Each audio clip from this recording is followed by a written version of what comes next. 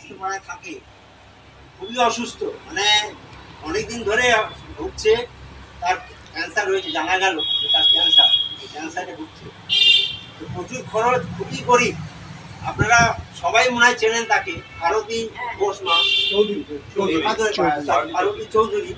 তিনি বেশ কিছুদিন ধরে ভুগছেন, একেবারেই শয্যাশায়ী। বিভিন্ন জায়গায় ঘুরেছেন, মানে সরকারি হসপিটালে কিন্তু জায়গা পাননি কোথাও। এখনো বাড়িতেই মানে বসে বসে আছেন, আরও খুঁজছেন, চেষ্টা করছেন কোথাও। প্রাইভেটে তো দেখার ক্ষমতা নেই। এখন আমরা যদি কিছু কিছু করে, যে যা পারে কিছু কিছু করে তাকে হেল্প করার জন্য তাকে কিছু দিই, তাহলে মনে হয় মানে অন্তত কিছুদিন সে লড়তে পারবে।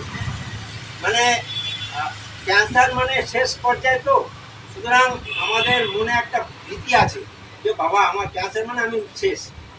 এতেই কিন্তু মানুষ অর্ধেক হয়ে যায়।